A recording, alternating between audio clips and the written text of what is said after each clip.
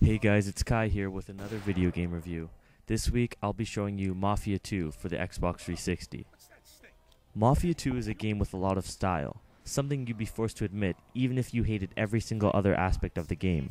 It captures all of the iconic elements of the 1940s with effortless ease, from the hairdos and popular music, right through the architecture and casual sexism with effortless ease.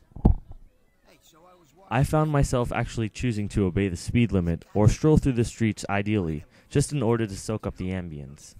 Mafia 2 was always going to have a hard task at hand. The original was easily one of the finest games ever released, with a compelling storyline and immersive third-person gameplay.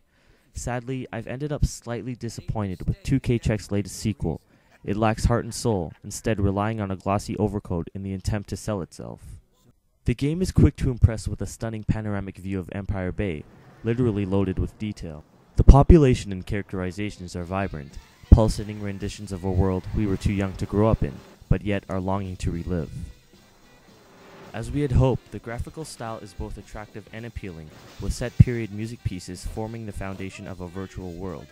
Sadly, the initial impact fades to memory, as we begin to realize that this virtual world is not thriving and alive, but lacks any form of life or realistic representation of a world at pains with itself. The game is basically empty. The shock hit me hard, and I don't think I've gotten over it yet. This is the downfall for me. You cannot stray far from the linear path. You can't wander into shops, shoot civilians, and take yourself on a plethora of side missions. There is no content padding. In fact, there is very little content at all. I really hate to break this to you all in such a negative way. Sure, sometimes you can ignore the mission you are given and drive around outside the confines of the game's requests, but there is little to see and do. There is absolutely no point at all. Vito Scaletta is a hero who could have had a connection with the gamer, but instead, we are given a sheep who fulfills every request given to him, without even blinking an eye or dealing with the consequences. He beats anyone up when he is asked. He deals drugs, switches loyalty. We would have imagined that skin is a shiny robot exterior without a heart. Since I'm talking about Vito, let me give you some background information about the game without any spoilers. Mafia stories are about the pursuit of the American dream. Typically, they're tales of a character who tries to claim a share of the world's wealth and riches, and as true as it with all Mafia tales, these rewards come at a great cost. In the case of Mafia 2, our hero doesn't want to be the Don, nor is he power hungry. He is in this life because this is what he believes to be the only thing he's good at. He simply wishes to exist and make as much money as possible. If he happens to meet a dire end as a result of these actions, so be it.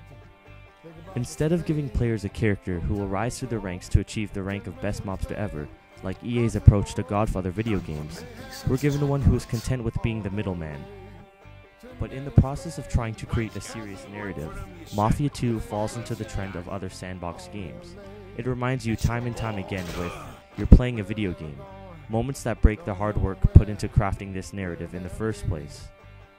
Still, with a lot of inconsistent narrative problems, I was still able to enjoy the game. Features such as the ability to upgrade almost every vehicle in the game, purely licensed music, character models, and a solid shooting and driving mechanics help elevate this game from a technical standpoint. But those features pale in comparison to the fictional Empire Bay itself. The city in which the game takes place is gorgeous, as I said before. It's hands down one of the most impressive places to play in any sandbox game yet released. But it's also criminally limited in giving you the right tools to get the most bang for your buck. No multiplayer, no alternative endings, and no character-based side missions limit the amount of time you can realistically spend in Empire Bay. When I purchased my copy of Mafia 2, I received a free DLC add-on content called Jimmy's Vendetta, indicating that Mafia 2 could support more DLC in the future to fill in these gaps. Hopefully this content will be free because in my opinion, it's content that should be in the game already.